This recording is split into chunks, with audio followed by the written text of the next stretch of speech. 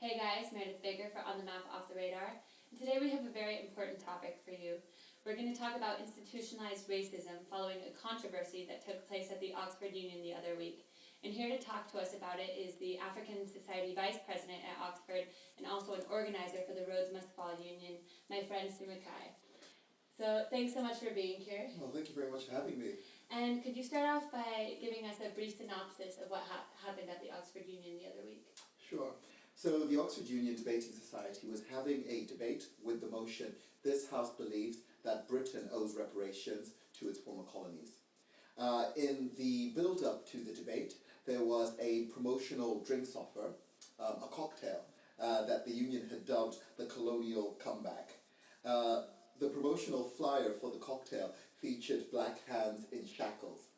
Now, when we arrived at the union to witness the debate, as well as to take part in the silent protest, and I'll explain more about that in a moment, we were astonished to see this flyer in the union bar. We immediately took photos and tweeted it live, and it very soon got picked up by the national press, and within probably about a 12-hour period, that flyer and the controversy surrounding it was getting reported across 5 national newspapers here in the UK.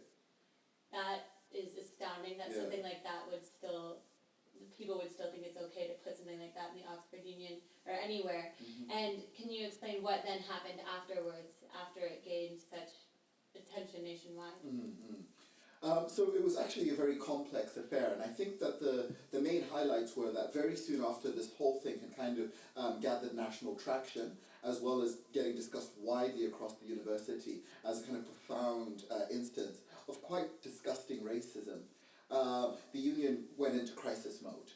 It issued 2 apologies online, the first saying that the whole thing was an error of judgment on their Facebook page, and there was quite a storm of students reacting, saying that that was an inadequate apology. It then released its second apology, which talked about, sort of atoning for offences caused, and that the union was going to put in place a new standing committee to vote on all cocktails. This again was also deemed inadequate and short-sighted, failing to get behind the fact that it wasn't just the cocktail, but it was about the culture and ethos that allowed such a cocktail and such a promotion to have come up in the first place. So eventually this led to the union convening what turned out to be 2 emergency meetings. At these meetings, a range of student groups, ranging from the African Society to the Rhodes Must Fall Movement, as well as the Arab SOC and the Palestinian Society and so forth, arriving and taking part in the debate, in a discussion at the union about the implications of the flyer. And afterwards, a member of the Oxford Union Student Committee resigned, I believe. Can you talk about what happened with that and the position they held? Mm-hmm. And also, the Oxford Union eventually, this past week, did come out and say they were institutionally racist, right? That's right, yeah. So one of the twists in the tale was that the black and minority ethnic officer, who was outraged and upset about the flyer, had been trying to explain her position to the union before the release of any of its apologies, but the union leadership did not meet with her. It later emerged that in the whole time that this officer had been in her position, she had not once met with the president over this issue, despite requests for such meetings. So she resigned in disgust. Wow. And can you talk about how this actually relates to the other movement you're involved in, which is Rhodes Must Fall? So during the meetings at the Oxford Union, kind of discussing the whole cocktail gate, as it's come to be known, we pointed out that there is a deep issue or a deeper issue than the cocktail that I alluded to. It's a culture and ethos within which the union seeks out controversy, seeks out kind of radical positions on certain things, but that often turns into very sexist, racist, classist positions.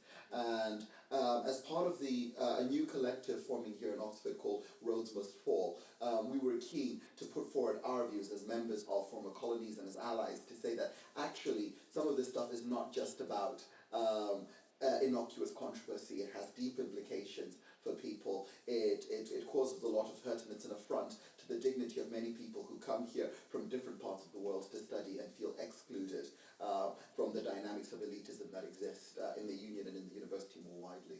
So it's a kind of decolonizing And can you talk about how this then more broadly relates to how the British have kind of crafted their colonial history at large? Yeah, I mean, again, a difficult and interesting question. I think that within the kind of popular thinking in Britain, there seems to be a general lack of awareness about Britain's true imperial history. A number of people have come out writing about this and talking about this. Of note, YouGov conducted a major poll of kind of, I can't remember the precise figure, but it was 2,000 to 3,000 Britons, and seemed to be a representative sample. And a huge chunk of Britain surveyed said that they felt that the British Empire was not that bad a thing, and that the countries that were colonized were actually better for having been colonized. Which, of course, as scholars of Africa, we know that this is a gross simplification of a range of injustices done, as well as a trajectory of underdevelopment that has arisen since. And so you'd say that's kind of been an aspect that's been obscured or underreported in the media's coverage of the British colonial legacy. That's absolutely right. And, you know, to an extent, this then speaks to the question of what it means to decolonize education. Yeah. Part of the reason within Rhodes Must Fall that we feel that such myths get perpetuated, is that if you look at, say, the history syllabus here at Oxford, students can go through an entire 3-year honours program without one studying history from outside the North Atlantic. So we think that there's some important gaps in the syllabus in how Britain's role in the world is portrayed, with a distinct lack of attention to the quote-unquote global south. Wow, well, this has been so interesting, and at least hopefully some more awareness has arisen in the general public due to the Oxford Union controversy. And if you guys want more information on the Rhodes Must Fall movement and how you can get involved, we'll include some links below the video. Thank you so much. And this has been On the Map, Off the Radar with Simukai.